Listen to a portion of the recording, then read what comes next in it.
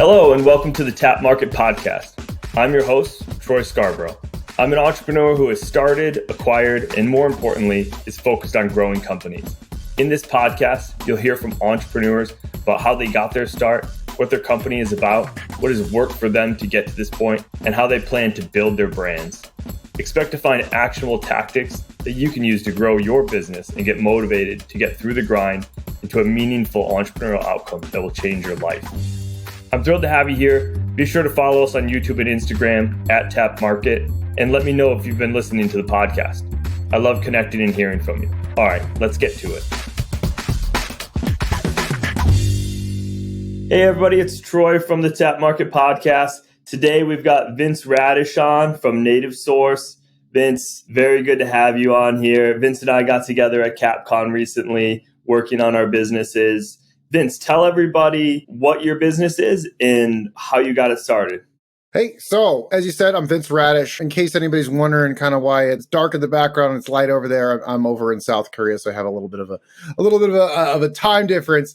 But as far as my company goes, I've recently started my brand, Native Source. We've been in operation for about 8 months now, and right now I have one product that I broke it up into two different SKUs, two different size variants, a 30 capsule and 60 capsule version of an all-natural joint supplement. The main thing about it, the thing that I'm trying to bring forward with the brand itself, is young urban working professionals that are pursuing their goals and their dreams, and they're living in the city. And I live in the city too. I live in Seoul, South Korea, which is great. However, it is very easy to feel disconnected from nature because you're just surrounded by the concrete and the buildings and all the other things. That does create a little bit of a mental toll on you. It does have a tendency to create some stress and some anxiety. And so my goal with my brand is taking people that are in that urban environment and finding ways to build productive habits, to give them all natural supplements, and also to help develop their diet and different stuff like that. And the messaging is, of course, comes through mostly with the branding, and then the sales of the supplement would support the rest of the business and the message and all that other stuff. What got me started on this particular path with an emphasis on the joint support supplements and all natural ingredients is that, talking about being isolated and being in the city and all that other stuff.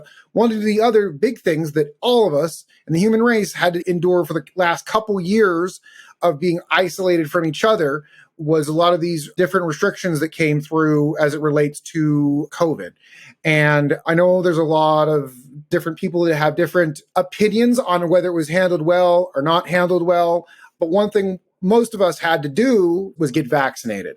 And a lot of us that got vaccinated, including me, one of the things that I was doing to sort of cope with sort of the isolation and the lack of freedom that I was experiencing at that time was I was powerlifting. I took my frustration out on the weights, and I would just go in there and I was putting them on. I was getting my deadlifts and my squats and all that other stuff. And I was just getting my lifts as high as they had ever been because that was the only place I could channel my energy. And, it's a common experience for a lot of people. Get your vaccine done and your body just starts aching. Like your knees are aching, your hips are aching, you're tired, you're lethargic. And you think it's going to last a couple days. And it lasted for months for me. It was really unpleasant. It was unpleasant in general. It was unpleasant just walking up the stairs. But it was particularly unpleasant because the one place that I was trying to channel my energy into, which was increasing my lifts, really started suffering. And so to overcome this, I'm like, I'm not the type of person that just accepts a setback. And I just, I'm like, I'm just going to quit the gym. I'm just not going to, I'm done. I am always looking for how can I overcome an obstacle? How can I keep moving forward? And so what I did was I started researching different ingredients that are used in traditional medicines that help combat different kinds of joint discomfort. Some of them are for cartilage retention, like the boswellia. You got turmeric in there for reducing inflammation, and tamarind is a good ingredient for promoting overall blood circulation. And then actually recently, the new version I've integrated includes fenugreek, which is another all-natural ingredient, but it helps with the absorption of the other ingredients. So you'd actually should get a lot of the effects, maybe like a day or two sooner than you would normally. Once I started combining these things, I did notice my joints were starting to feel a lot better. And starting a company, a supplement company, something I've been wanting to do for 4 or 5 years. And I kept on thinking, like, what would be a product I'd want to do? And I'd kind of come back and visit this idea of, like, I want to start a company. I want to start a supplement company that has these values that I believe in. And at some point when I revisited this idea, I go, you know what, this joint supplement, this combination of ingredients I've been taking, this is where I want to start. And so I went ahead and just started going through it and putting it together. In terms of strong points, I'm going to be honest. I have a podcast. I'm on YouTube. I'm on Instagram. I'm on Facebook. I'm on all the platforms, and we're constantly doing pushes. I wouldn't say any of them are overly successful, but the most successful part of my business is the product. I have been so overwhelmingly joyed with the fact that, like, once I got my product up on Amazon, as soon as I started getting a few sales, it didn't take long before I started seeing those same names making purchases again. So I've been very, very pleased with the fact that something that, like, I sort of came up with and brought into reality and put out in the public space for people to purchase is something that people are purchasing repeatedly, indicating to me that, like, I made something that's helping people. Yep. And they don't know me. They don't owe me anything. There's no sense of, like, Vince is cool, he's my buddy, and I want to support him. It's, this thing is doing something for me. So there's a bunch of strangers running around the US right now that their joints feel a little bit better, and I can line that back to an idea I had. So that has been an extremely satisfying experience. That's great. It always does make it easier to be able to serve yourself as the audience. So as you're thinking through wanting to create a supplement company and not knowing exactly what to bring to market, you had that aha moment when you had the problem, right? And you're like, I have to solve this problem for myself. If I'm solving it for myself, other people must have it. Now, when you reach out to those other people to find who else has that problem, was there anything that you did first? What was the first thing you did? Did you build a Facebook group, talk to people? Did you create a product and bring it directly to market? Did you hack a product that you could have people try for a while? Sound like you might have been taking some of those raw supplements yourself before you created the product yourself. Talk a little bit about, like, what were those first actions that you took? So one of the things you mentioned at the beginning, Troy, was that we met at CapCon, which was this is still May, right? So it was last month.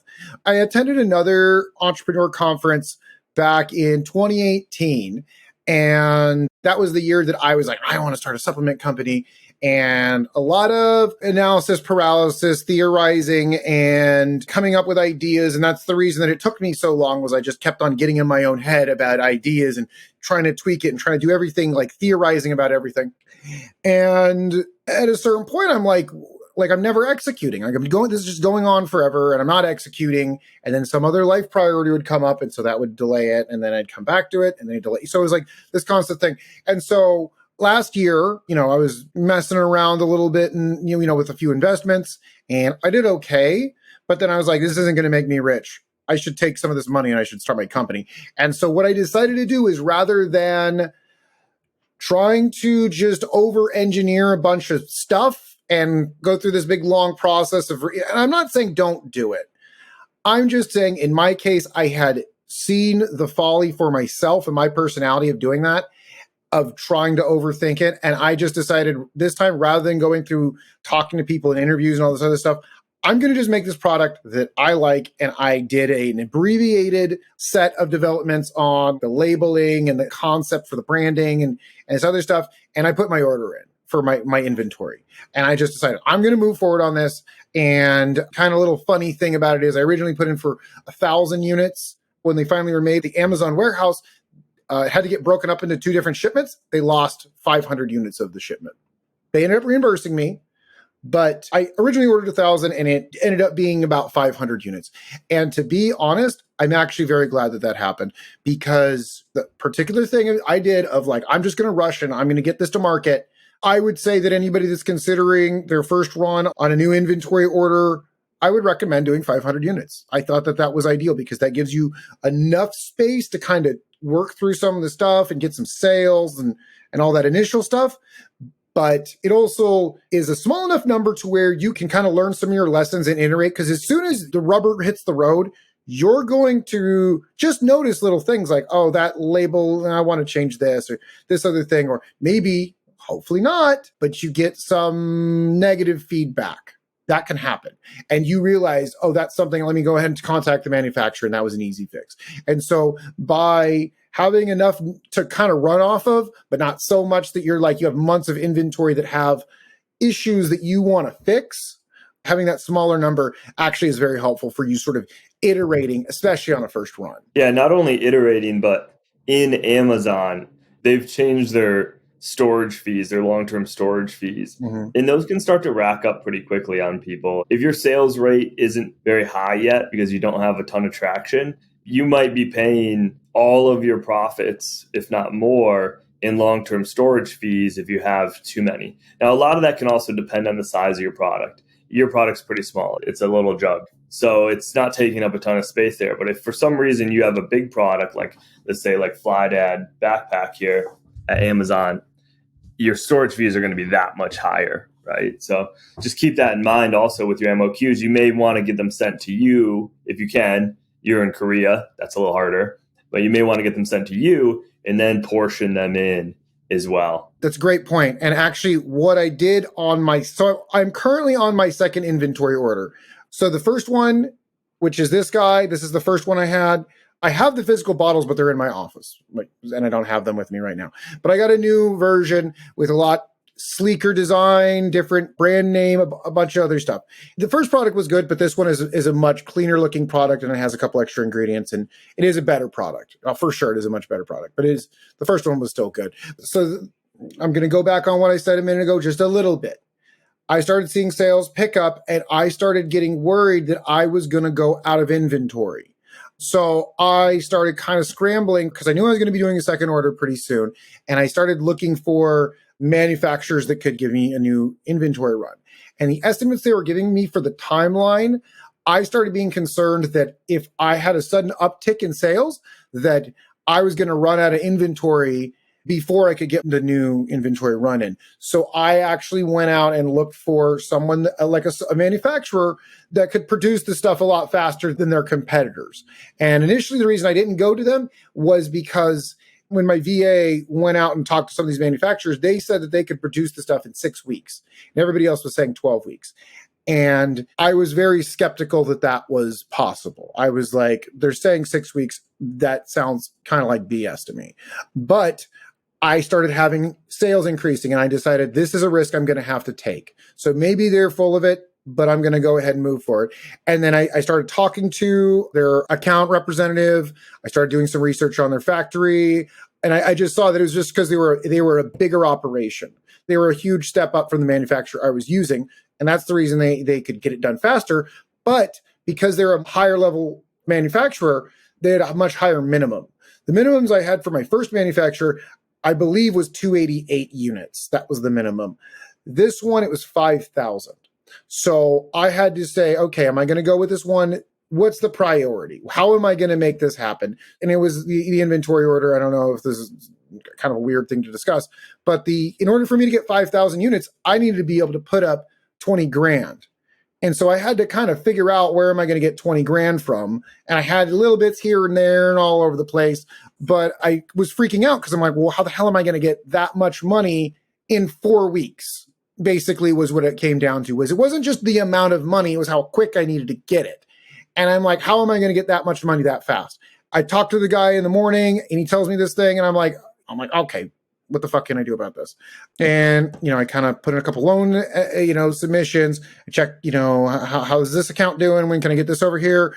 And I put the money together for the final payment. So, but it was like one of those things of like, if I can't figure out how to get all this money, my inventory might get trapped somewhere.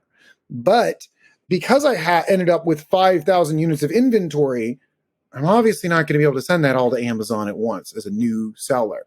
So I basically just worked it out with the manufacturer. They basically arranged it so that I could store most of them on a pallet, and it's like a $20 a month fee on this pallet, which is, a great deal. They'll manufacture it, they'll store it, and they'll send it straight into Amazon for you when you need to. If you're like, hey, I need 500 units sent into Amazon, they're like, okay. Yep. It's exactly that easy. It's exactly as easy as you described it. It's a bunch of boxes. It's 2 different variants. And I got the guy's WhatsApp. I'll be like, hey man, I need you to send 2 boxes of the 60s and 1 box of the 30s. And then my VA is going to send you the mailing labels. Can I pivot on you on the VA? Because this is something that is extremely on topic for us at our company. We're literally onboarding some VAs right now in content creation. Mm-hmm. What are you using your virtual assistants for right now? I could go on for hours on that subject. Unfortunately, we don't have hours. So I hired them on Upwork. I figured out what I consider to be a pretty good vetting process on whether these people are serious about applying for something. So basically, I say, hey, give me like 2 examples of a time that you either encountered a problem or had to introduce a new initiative to previous work you had. So it wasn't just, hey, say this and how, bullet points of your experience, because that's what everybody does and they cut and paste it. Mine is like, basically it's a writing assignment. And if people are serious about taking your position, they will fill it out. They will give you a couple paragraphs and it'll give you an idea of what they're capable of doing and that they're able to do some problem solving and think on their feet. But then also it proves that they actually gave a crap enough to read the thing and sit down and type, and they're not just cutting and pasting. Because I don't need somebody that has every single certification in the world. I don't need somebody that's like says they're the bestest thing since sliced bread, and maybe they are. I want someone that takes instructions from me and can work with me and can work on their own. Your skill set doesn't even have to perfectly align with the thing I'm doing. As long as it's in the ballpark, I will work with you and I will coach you and I will train you. Even if I don't know how to do it, I'll figure it out. We'll work on it together. Is your VA in the States or are they overseas? No. So as I'm in South Korea, everybody I hired is in the Philippines. They speak great English. They have a similar work culture to the US, and they're in my time zone. There's a 1-hour difference between Korea and the Philippines. So synergistically, it's great for me personally, just being here in Asia. We're working with a few in the Philippines as well. They are great English speakers. Here's one thing that I find amazing.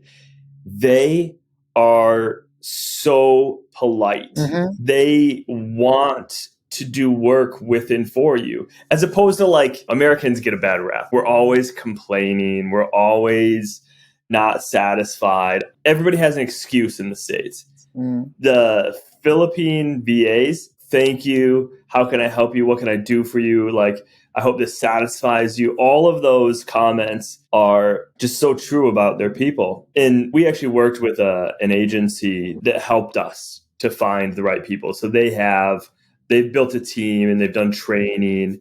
I feel like that's been really helpful for us because we don't have a good vetting process like you've been working on. So we kind of had this trusted source that can help us do the vetting. And if somebody flakes out, they kind of have a backup team member and they can cover a few different verticals. So they've got like some video editing, some website development, some content posting work, stuff like that it can be replicable if they have multiple people on their team. And so I'm with you. I think it's great. We're talking about paying in the like $11 to $25 range, depending on what service it is that we're technically doing. If it's kind of data entry type work, it's down in that $11 range, which is actually paying an above market wage in the Philippines. Their cost of living to income is just different than it is in the States. And so it works for us. And I think everybody needs to loosen up the reins a little bit and find ways to do this so that you can work on higher value tasks. It's necessary to get to the next level. Right. So we talked about this a little bit before the podcast got started. One of the things that I do, as part of my background, my experience is as an Army officer. And one of the things that they really stress is the ability to delegate things out.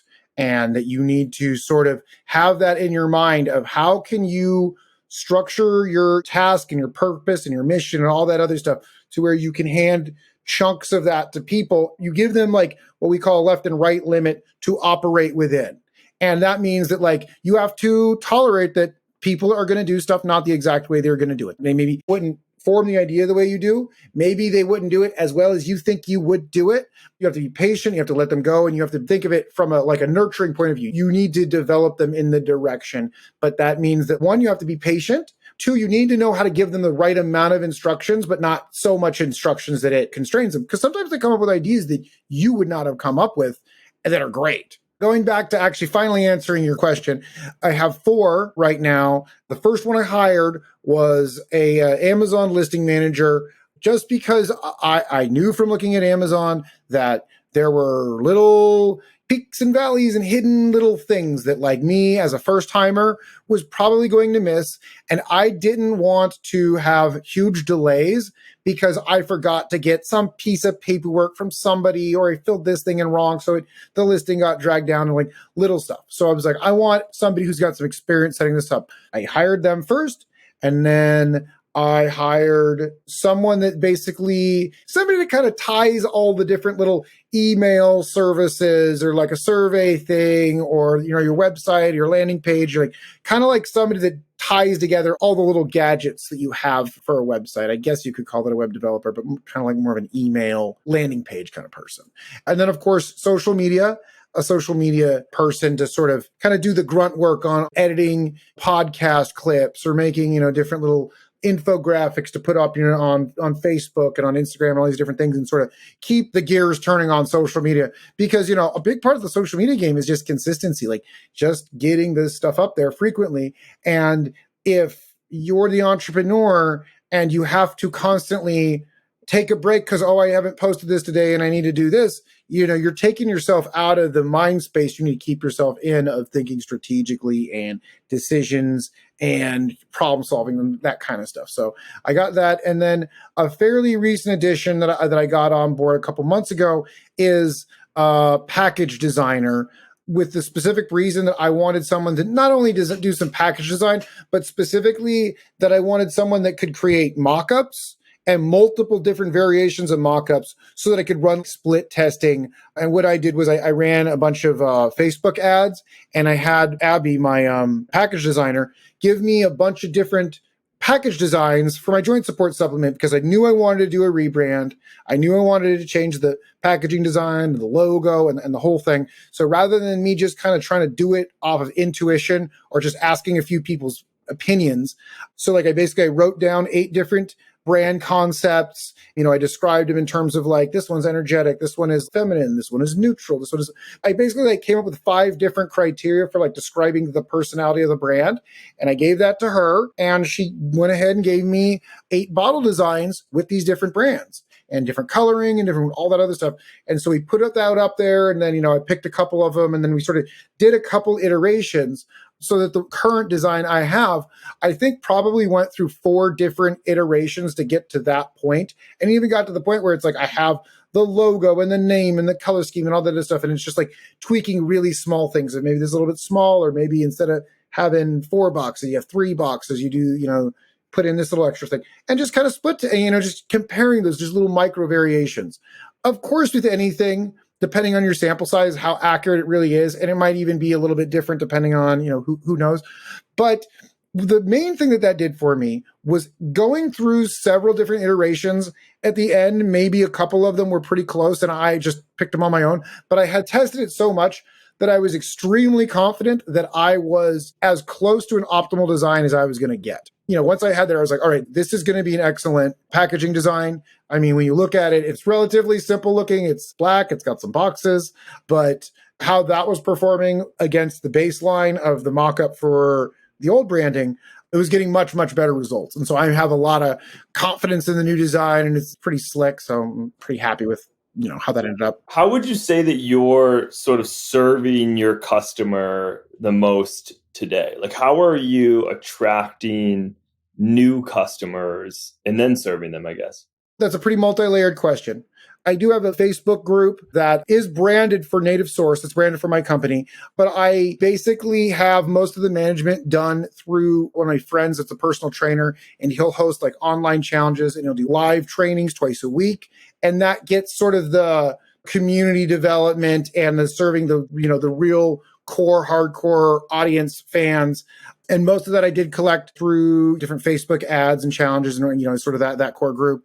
In terms of acquiring new customers, mostly right now, what I'm focusing on is optimizing Amazon PPC. And I did actually recently hire a PPC agency called Quartile. They focus on different kinds of PPC ads. They do Amazon, I believe they do Google, and they do, but that's like their bread and butter is optimizing for different kind of PPC ad type platforms. Yeah, and Quartile is like AI. There's another one called Autron. It's a low-cost technology tool that essentially their stick between Quartile and Autron, in my understanding, and correct me if I'm wrong, is that they'll create infinite ad sets and they can micro budget those ads and change things so fast, way more than a human agency could do. And you can set your ACOS and you can set your tacos, and it will try to manage to your budget constraint goals. But once you get it set, the AI just starts learning and improving, and you just have to feed it more creative, and it will test more creative and continue to try to build on itself. Is that a good synopsis of Quartile? So there's a chance that you might know more about it than I do, or that there's different layers that I just haven't been introduced to it yet. So far, what I've been doing is, yes, it is an AI adjusted system. It's my understanding that at least the one that I'm using at this time, it adjusts on an hour by hour basis. But I think that that's because there's still a large component that's being managed by the account manager during the initial phases. She's going in and kind of just overseeing it to make sure that it's not just going off the rails. And, I have weekly meetings with her and we're kind of going through and adjusting that. That's kind of the part of it I'm at. I don't want to contradict you because my level of understanding of it is kind of like I've only been using them for a few weeks now. I think it's a great tool. We had Jason on from Element 26 a while back, and he's running, I think now, an 8-figure business, and he still runs Autron. He still manages his own PPC through the AI tool just because it works for him. I think you can take that tool very far, especially because the key piece is that you've also solved for the other pieces of managing Amazon, like your Amazon listings, your A+ content, some of the back end stuff, Amazon, which Quartile doesn't really do. Maybe they have that as an additional fee or service, but you can't just run PPC and not optimize your listing. And so what you've done is you've solved for that listing optimization, and then you put some juice behind it to make it work. That's smart. Right. Whether you like it or not, it's 2023. It's a fast moving marketplace. You do need to have some technology that you're leveraging because other people are using it. I don't want to start talking about competitors and other stuff because we're supposed to be customer focused, but they're using a lot of tools too. And it's just a part of the marketplace. To go further into that, that's just the piece that gets your product in front of somebody and potentially gets you a first sale. Obviously, that's only going to get you that far. So in my case, having a consumable, what I'm really looking for is repeat purchases. And that's one of the things that I, am confident in is between the fact that I've done, all the testing and all the different stuff on the packaging design, in addition to the fact that I'm getting really good feedback from people that say that the product works really well for them and it's helping them. And I'm getting repeat sales. And so that's really the goal there, is to get that initial sale from PPC and then hopefully have them as a repeat customer. But also additionally, one of the other things I've really pulled out from Capcom was some of the things you can do to increase the back-end customer experience. So, I haven't released it yet, but what we're working on right now is a nice slick little carton design for the bottles to go into and a little sticker that has a slogan. And I'm still kind of proofing through some concepts for that, but it's going to be something to the effect of harness the healing power of nature or something like that. Something that is a little bit of a call to action, but that holds in some of the brand values, but then also an insert that goes with that. So it's you'd have the carton, the bottle, the sticker, and then the insert. And the insert would basically say our little mission statement about what we're about. And then say, as a gift, we're giving you this sticker. Please put it on something that helps remind you to stay active and connected with nature. And if you take a picture of it and tag us on Instagram, we'll donate $10 to urban beautification charity. And I'm still looking for the exact charity I want to go with, but something to that effect. And that way, it incentivizes them actually having the sticker and having that thing that reminds you of your brand and how it makes them feel and what it makes them do. But then also, if they do that, they get to have sort of the altruistic effort of their action led to a donation being made to something that hopefully they support. And then I also have them connecting with me on Instagram. So I'll have somebody that has like a higher buy-in on the brand. I'll have their direct contact information so that I can, ask them about the product and potentially encourage them to leave a review. And then also, I'll have user-generated content. So we're finalizing all the details on all the designs and stuff, but I'm pretty excited about capitalizing on, increasing the PPC campaigns and all that other stuff, and then capturing them on the back end and using that as the audience development tool. And then that way I could potentially later on retarget them for when I want to, launch additional products. So Vince, what's next for you? What's the dream for Native Source? Where do you see yourself going for this? And how can this community help support you on that journey? So long term, really what I want to do is I just want to get people connected with not like Liver King, where it's like overly cartoonish, but I do think that there's a lot of traditional habits that we've lost over time that is sort of keeping people disconnected. And a lot of that is just activity level, diet, different stuff like that. And I want to sort of be able to take that and bring that into the modern urban professional that doesn't require you to like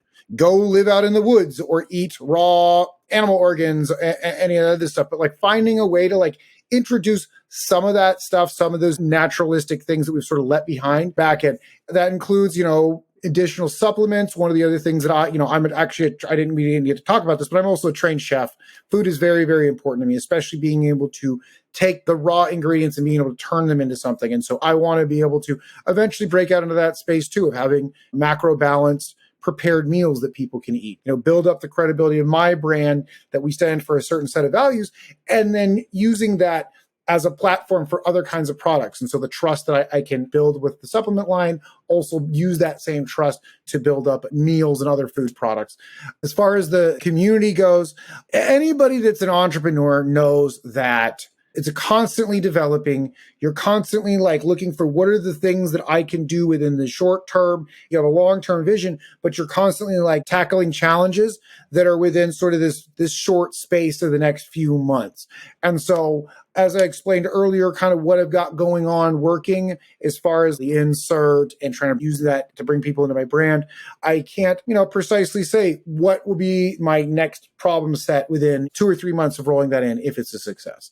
One of the things I am keen to start integrating into my operation is developing influencer relationships.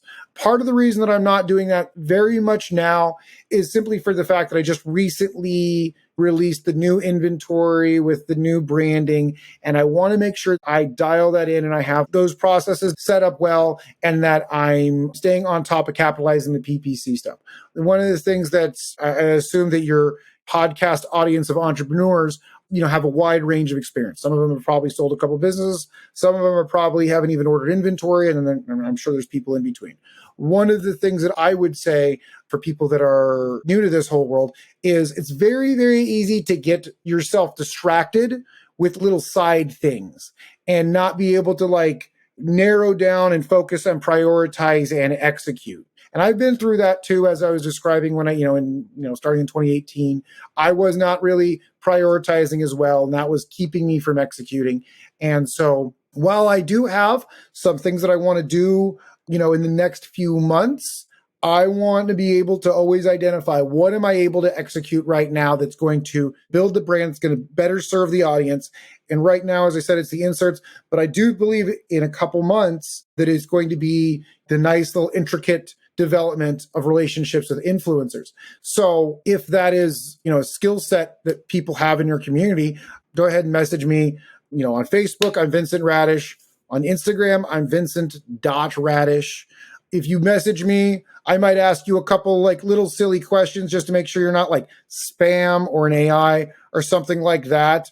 But as long as you talk to me like a normal human, I'll talk to you like a normal human. And if anybody, is in the market for a natural joint health supplement, you're primarily selling on Amazon. So they can go to Amazon today. They can buy the joint supplement. I'm going to put the link into the bio of this podcast to share it out to the audience. And we'll have you back on as you continue to launch those additional products that you're talking about.